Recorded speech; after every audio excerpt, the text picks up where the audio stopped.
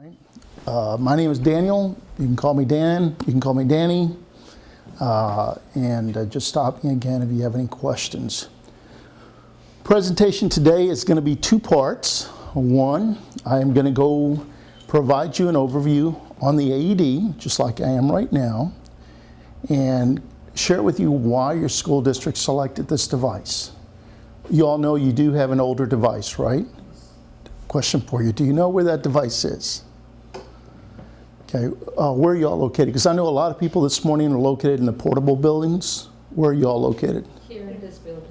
Oh, in this building? Yes, and in there next door. Okay, so first rule is know where the AED is.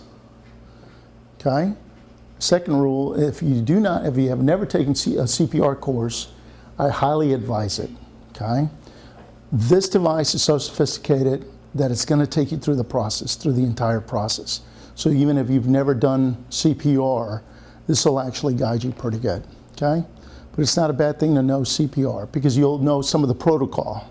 They talk about the chance of survival and what you need to do. Those of you that have taken CPR, what do you do when you see somebody collapse and go down? What's the first thing you do? Call for help. Okay, but before you call for help, what do you do? Check if they're breathing. Who said check if they're breathing? Very good. You've taken class? No. See? She's been watching ER on TV. Very good. Okay, so no, very good. But you know what? You can pick up a lot of stuff just about everywhere, okay? So the good news is there's a protocol, if you will, okay? First thing you do is you check to see if there's what they call any sign of life. And usually if you've seen it, what is it they do? Somebody earlier said, you just slap them to see if they're awake. No. Don't slap anybody, okay? As a rule, what they do is say, okay, touch them gently on the shoulder, especially if they've fallen. You don't want to shake them, right? Touch them gently, sir, ma'am, are you there? You know, hello? And then you look for signs of breathing, okay? And if there are no signs of life, then you immediately call for help, call for 911. School districts are kind of the ideal place. We have a lot of saves at school districts and universities because at school districts and universities you usually have multiple people that witness an event. So, you've had two saves, just so that you all know, since you all put these in place in the last 10 years.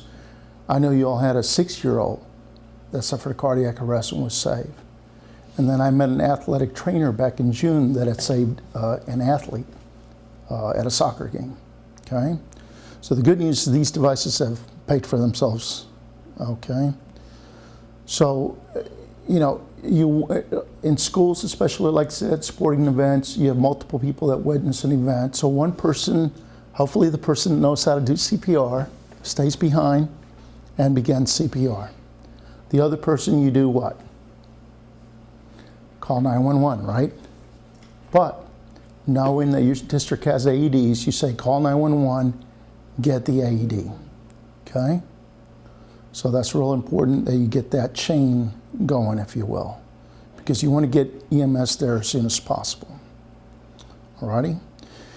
Now, a little background on the AEDs and why school districts have them. Over 10 years ago, the state mandated that school districts had to have AEDs. There were so many deaths, and not every state has this. In fact, we probably get calls weekly from other states, including some of our neighbors, Louisiana, for example, where students die and so forth. It's not a law. But you should thank your administration. Everybody knows who Mr. Santos is, right? I tell you what, he's a great man. I met him over 10 years ago, and talk about a leader and a proactive person. Irene Rosales, everybody knows who she is. Make sure and thank her as well, because over 10 years ago, before it became a law, they said, we're not gonna wait for any law. They actually deployed. They were one of the first school districts. United, Brownsville, McAllen were the first 3 in Region 1. Okay, so they were way ahead of the game, so make sure and thank them, okay? A little background on why they chose cardiac science. Most nurses that I meet, like Irene, have at one time or another worked in an ER environment. So they're familiar with the manual AEDs. Everybody has seen on TV, what do they do with the manual ones? Yes. Stand clear, Yes. wham.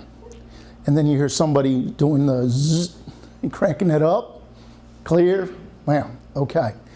This device is so sophisticated, it has no on-off buttons. It automatically turns on when you open up the lid, and it kicks you right into rescue mode, okay? And it's extremely sophisticated. But even medical professionals, I met a nurse recently that had worked in the ER over 20 years. When she saw this device, smaller school district, but she bought 40 units real quick. Okay, she was like, wow, this is pretty unbelievable. Because this does what the device does that's in the hospital, but better, more advanced. What it's doing is it'll automatically deliver the first shock if it picks up a shockable rhythm, okay? If it picks up a shockable rhythm, it's going to provide a shock. And then it'll escalate if it needs to deliver a second or third shock, and will continue to do so. In between shocks, it'll prompt you to do rescue compressions, and I'll go a little bit over that, and breaths, okay? The device, the one that you have now, is called the G3, and a little over 10 years ago when I met Mr. Santos and Mr. Rosales, they said, you know, that's a really nice device, but we have a large population that doesn't speak a lot of English, and would probably prefer that the rescue prompts were in Spanish. What do? We should have called this the UISD feature, because 10 years later, remember, you open it up and it... Stay calm. Follow these instructions. Make sure 911 is called now. Begin by exposing patient's bare chest. What does this say on under that button or above it? Español. You want to press Español? Comience por descubrir el pecho del paciente. Quite o corte la ropa si es necesario. Sweet. Huh? So, Cuando el pecho del paciente esté desnudo, this is the first AED that is able to provide both Spanish and English rescue prompts. And that becomes very important, because one of the first training sessions that I did here a few days ago was to the transportation department. There were over 100 people, and I did the entire presentation in Spanish. Okay, they were a lot more comfortable with it in Spanish mode, okay? So it becomes very important. Now, everybody notices there's a green indicator, right? Okay, right underneath my index finger is a green indicator. This device, every single day at 3 o'clock in the morning, turns itself on. And what it does is it sends a small current into the pads that are going to be placed on the chest, to make sure that those pads are functional, that they're there, that they're ready to go. Because that gel that's in there is real sticky. In fact, if I were to open up the package and let you touch it, your fingers would stick to it, okay? You want to make sure that it does, because what you want to do is when you place it on the chest, what it begins to do is it begins to analyze that person's rhythm, make sure it's a shockable rhythm, but it also is doing something else. It's actually measuring the thoracic wall, the chest wall, to see how much resistance, based on your unique situation, your unique body, how much resistance it's going to give the shock. So it actually determines how much energy to give you, okay? So going back to the hospital environment where they shock you, usually the first one's like at 200 joules and then they escalate. Well, this one's doing all of that automatically. And there's no zzz button, okay? I have to throw in special effects. The guys are videotaping, okay? But what was he going to say? But anyway, so it's automatically doing that, okay? Going back to that green indicator, weekly it'll send us a partial energy test. It assumes that it's shocking someone, but it doesn't send a full energy test. Weekly, it sends a partial. Once a month, it'll send a full charge, as if it were somebody big like me that needed every bit of the joules, okay? So it'll do that daily, weekly, monthly. It's the only device that does that, okay? To make sure that it's ready to go. Recently, I visited a university, one of our accounts that has over 200 of these devices. It's a very large university. And I met with the health and safety director, and she mentioned something very interesting. That brings me back to the green indicator. She happened to go into the lobby of one of their hundreds of buildings, and she heard a beeping device. Well, she was running late for a meeting. She walked into the meeting, came out, went to check the device, and sure enough, the pads had expired. So the device had picked up, 3 o'clock in the morning, the pads had dried up. And she noticed there's an expiration date on the pads that expired. Lucky for an employee, a month later, an employee collapsed in there and went into cardiac arrest, and they were able to save his life. So talk about one lucky person, right? And but you know, that's a very responsible person. And the reason I bring that up is it's because it's very important that you all make sure and let your folks know if for some reason you ever see that green indicator that it goes red with a black X. If anybody's colorblind, you won't see the red, but you'll see the black X, and you'll start hearing it beep. If you ever see that, please let the people that are in charge of the device know, because just like that situation, who would have thought, you know, a month later they would be saving an employee's life, okay? So make sure and let people know. Any questions so far? No questions? How does it charge? Pardon me? Does it self-charge? Yes, ma'am. Great question. See, should have bought some lotto tickets for participation. Usually I get participation when I have some lotto tickets. That is the battery. That is a medical grade battery. The same device is used by fire, EMS, and some hospitals, okay? And so that battery right there will deliver approximately 400 shocks. Now, if you all use 400 shocks in a year or 4 years, it's warranted for 4 years, we got some problems. We got to check out the water or something, okay?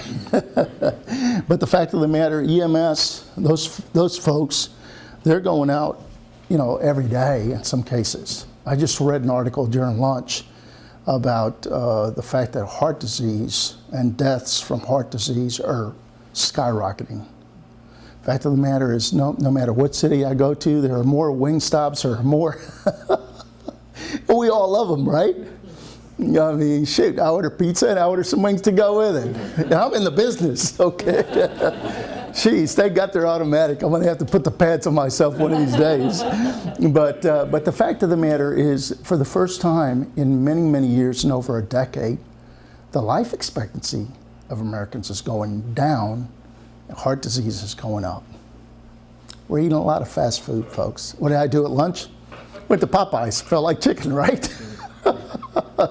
So anyway, I might eat this later today. But anyway, so yes, going back to your question, the battery's there, it's charging, and again, it's doing everything else.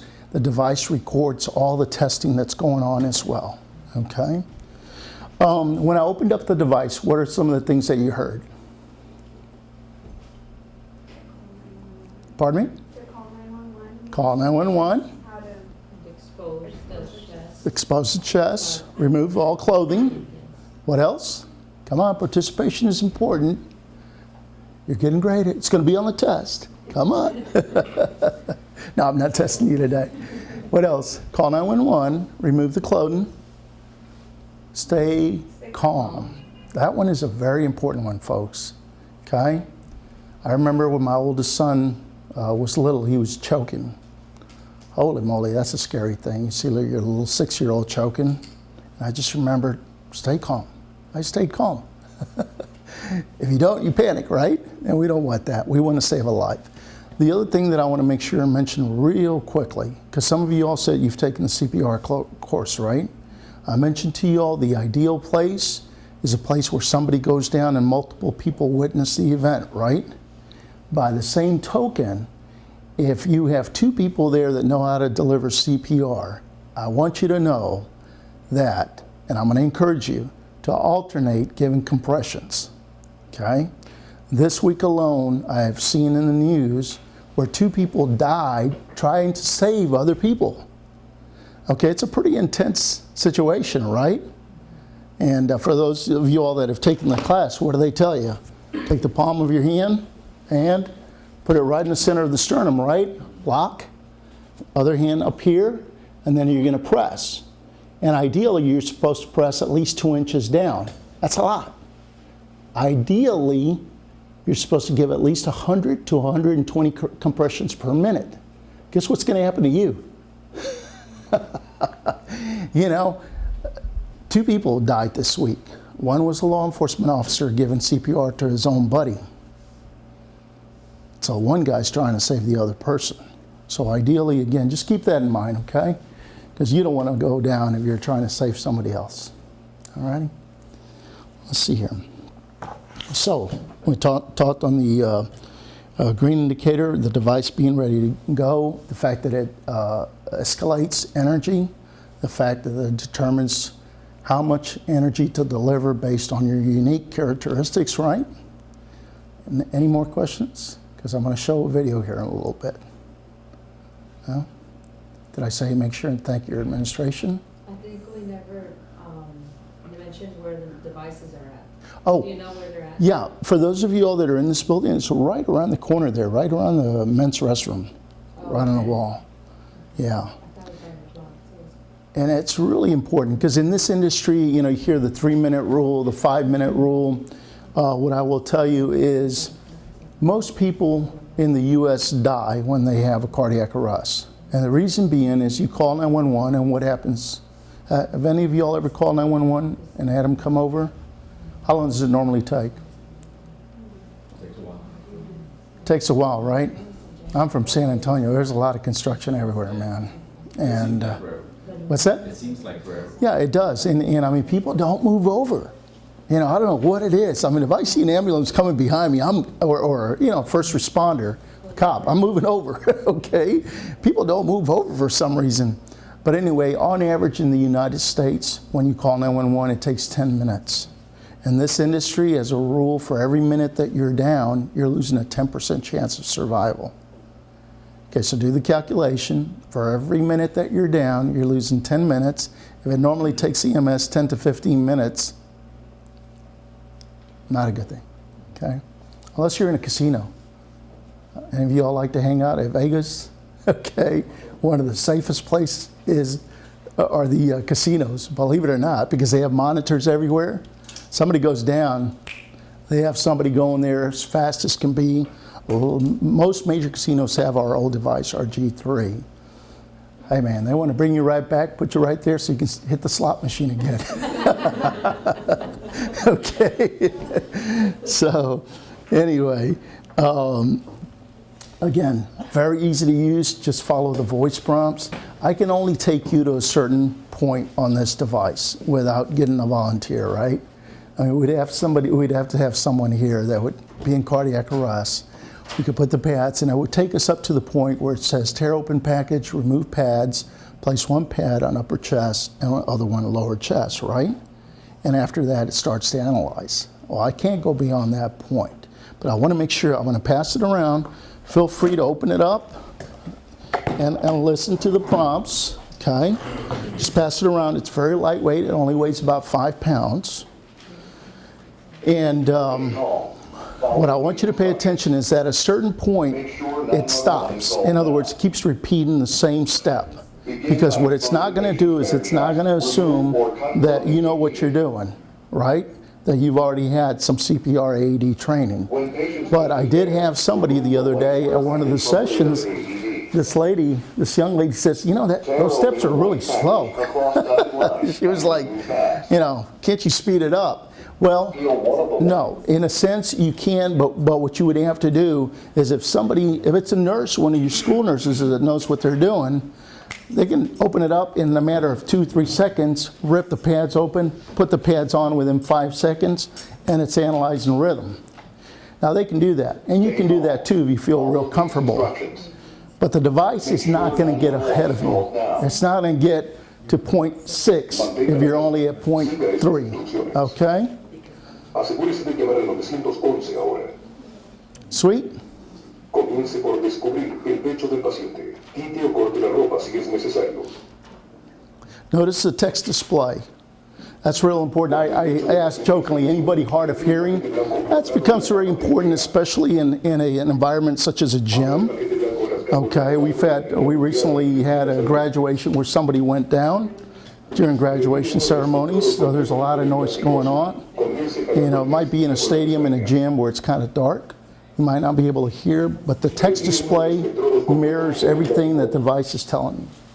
Okay? Any questions?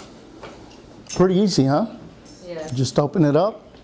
Somebody in transportation, there was this man in transportation the other day, just real quiet, just listening, and I could just see his mind. Just, you know, you could tell that he was paying attention. And when he got done, he just said, simply, you know, simply. In other words, he said, just follow the instructions. Yeah.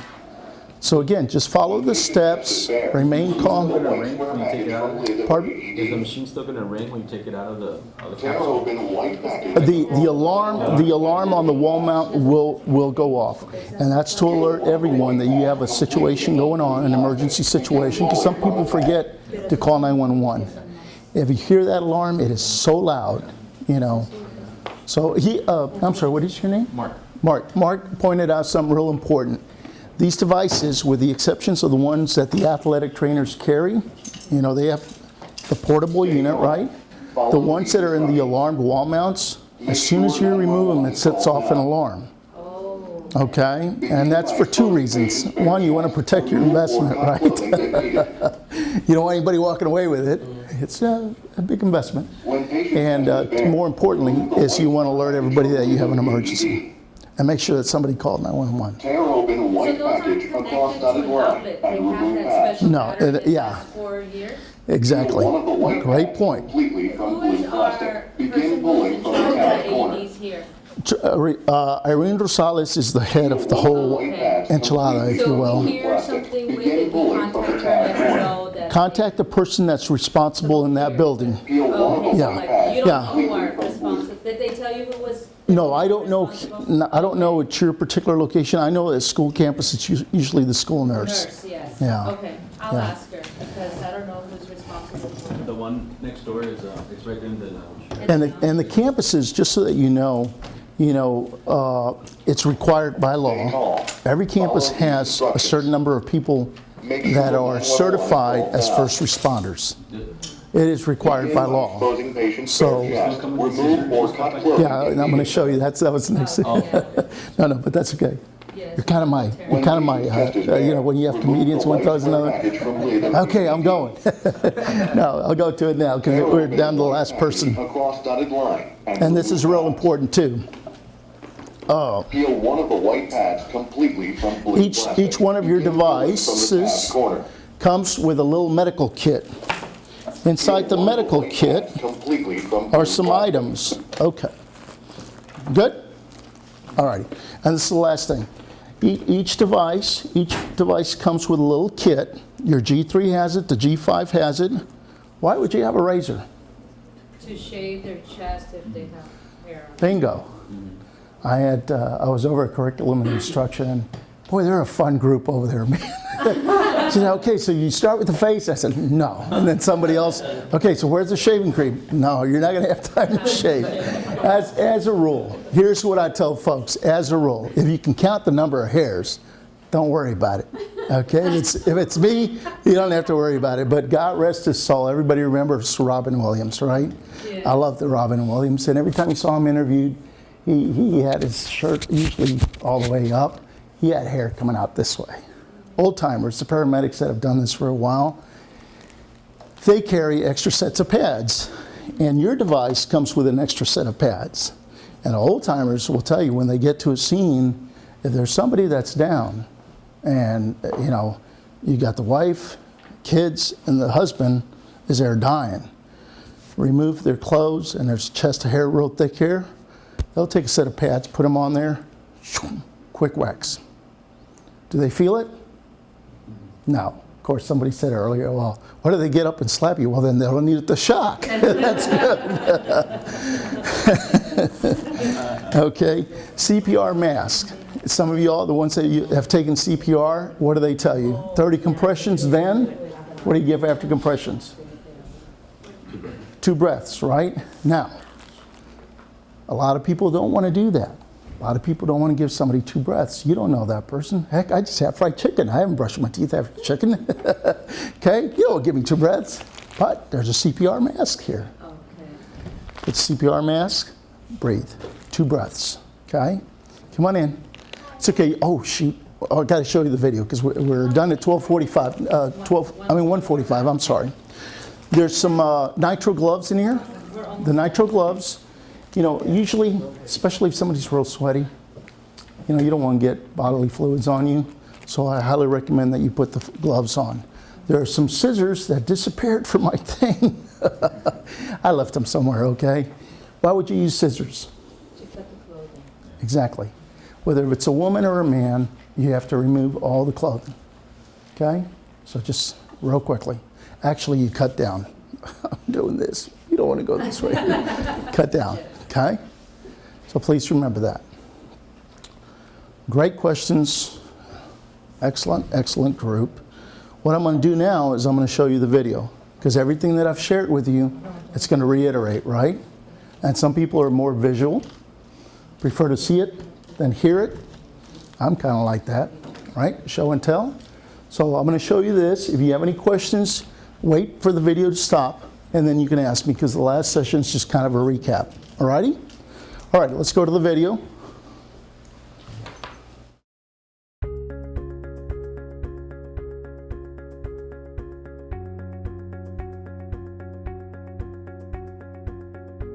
Meet the PowerHeart G5, a new AED that combines ease of use, reliability, and advanced technology to help professional and first-time rescuers respond to a sudden cardiac arrest victim. Sudden cardiac arrest can strike anyone without warning, but a victim may survive if treated with a defibrillator within minutes to restore the heart to its normal rhythm. That's why cardiac science developed the new PowerHeart G5 AED to enable almost anyone to act quickly and confidently to save a life.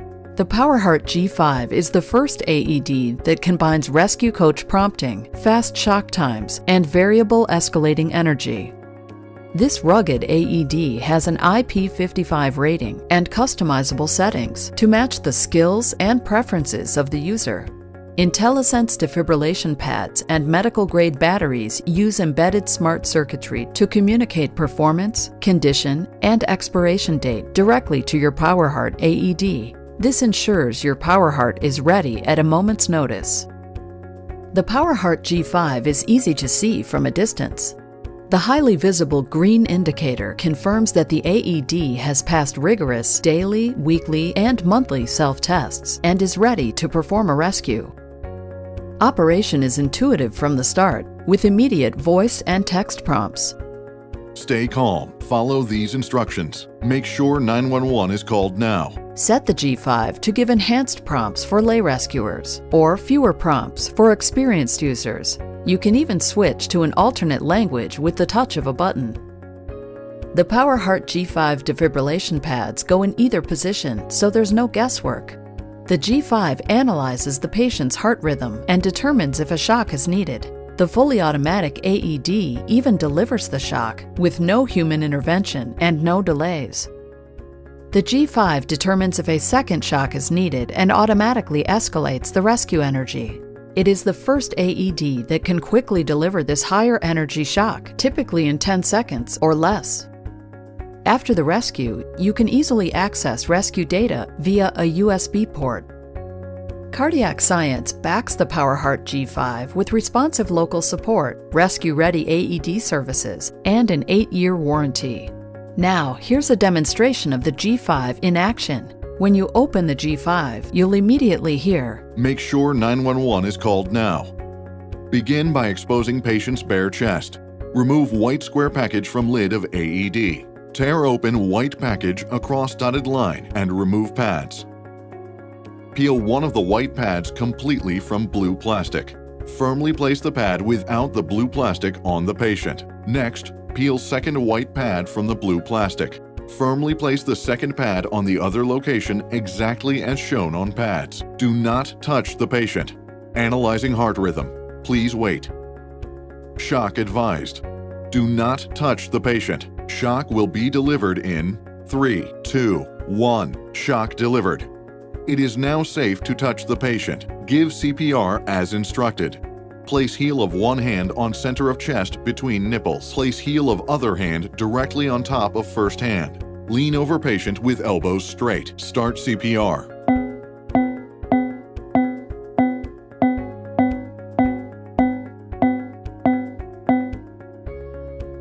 Give breath.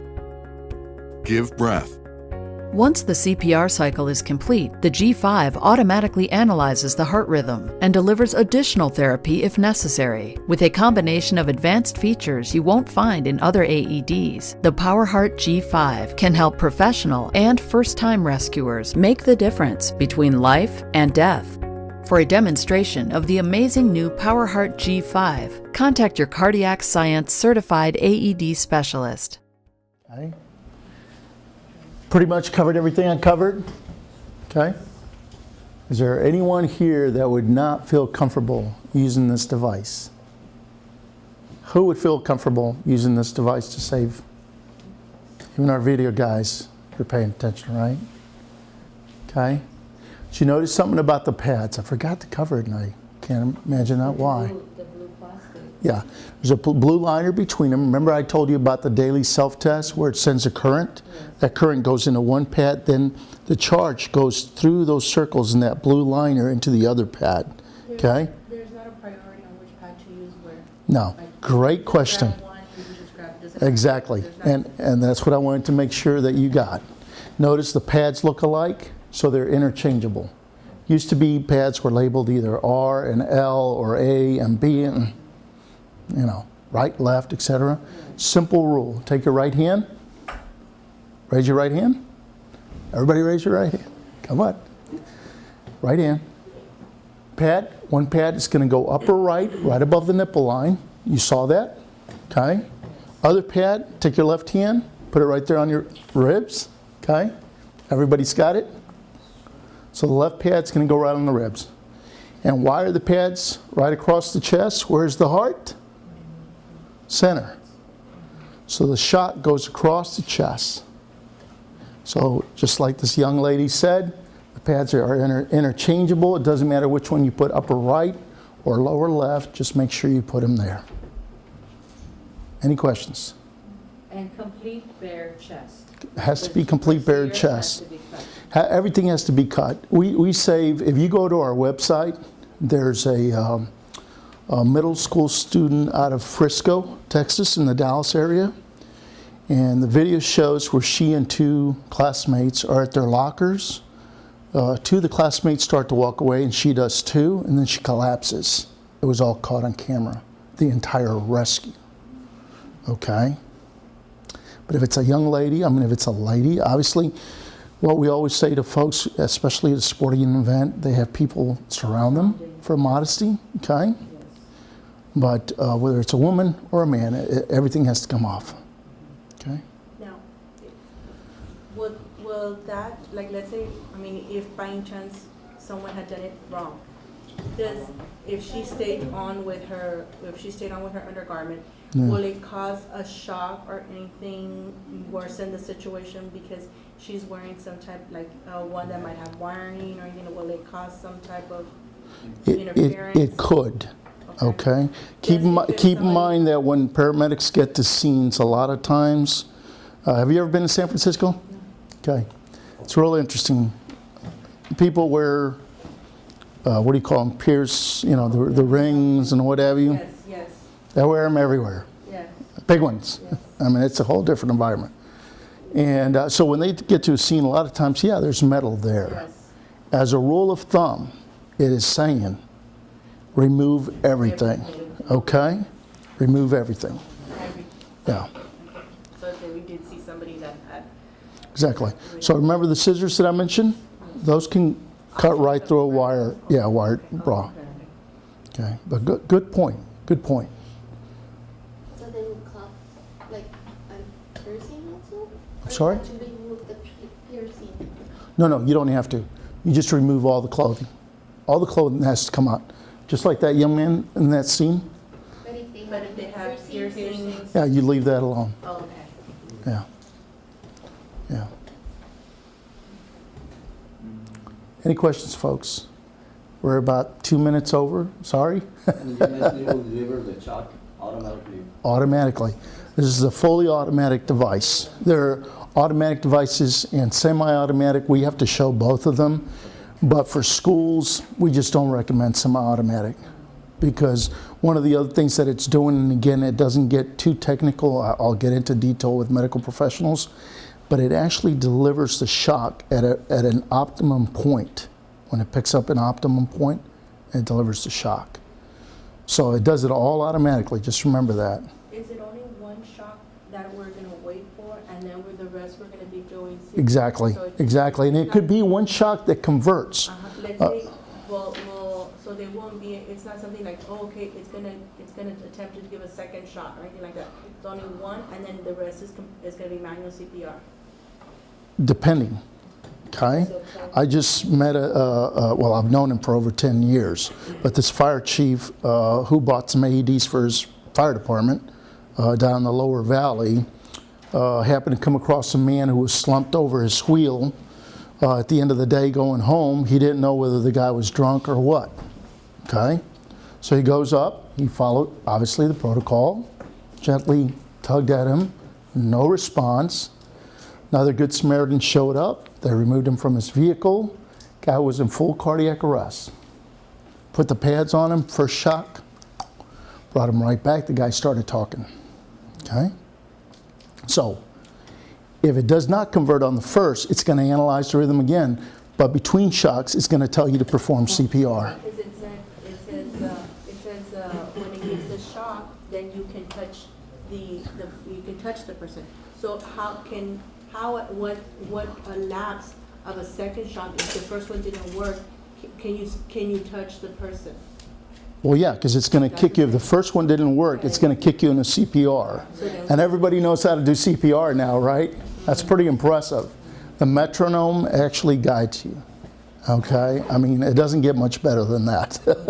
I mean, it's guiding you on, you know, I mean, the rhythm is there, and I mean, it doesn't get sweeter than this, put it that way. But yeah, very good question. Now, the other thing that might happen, I was kind of joking earlier about you want to do mouth-to-mouth on me because I just had some chicken.